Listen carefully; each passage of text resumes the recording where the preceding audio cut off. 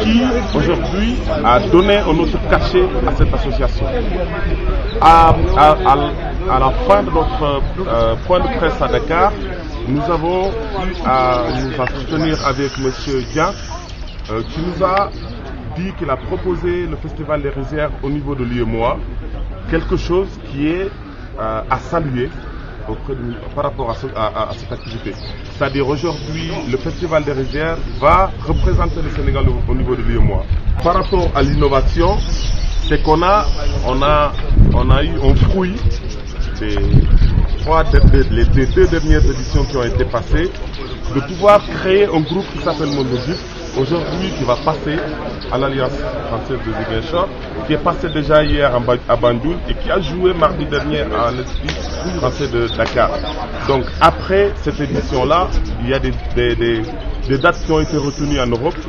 Alors, dans ce mixage-là, nous avons des artistes locaux, un de Ziguinchor, un de Dakar, un américain et deux français, qui font un melting pot et qui sortent un produit qui va être vendu au niveau international. Et tout ça, c'est la région qui en bénéficie. Donc cette labellisation-là, ça veut dire, c'est porter la culture casaçaise au niveau international. C'est-à-dire, cette culture-là, personne ne peut nous le prendre aujourd'hui.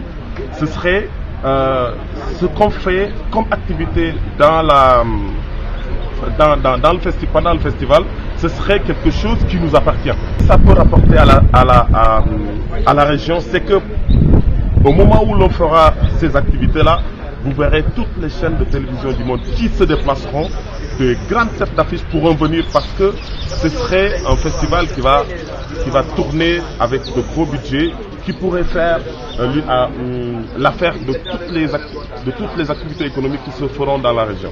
La collaboration avec le film, très franchement, nous a permis de se professionnaliser. Aujourd'hui, par exemple, la première année, tout a été fait presque par eux administrativement. Ils nous ont trouvés avec une licence, on a fait une convention, ils ont rédigé le document de presse, ils ont rédigé le document de demande de suite. La deuxième édition, c'est en étroite collaboration. On a appris à faire un document de demande de suite, document de presse, les correspondances qui ont été faites ensemble. La troisième édition de cette année que nous venons d'ouvrir là, c'est qu'on a fait, on a recruté d'abord un coordinateur qui s'est chargé de tout ce qui est administratif, tout ce qui est correspondance, tout ce qui est recherche de subventions et de partenariat de la mécénat au niveau local. Donc notre coordinateur là, il est un employé à temps plein, c'est-à-dire il s'occupe que de ça et c'est en locaux.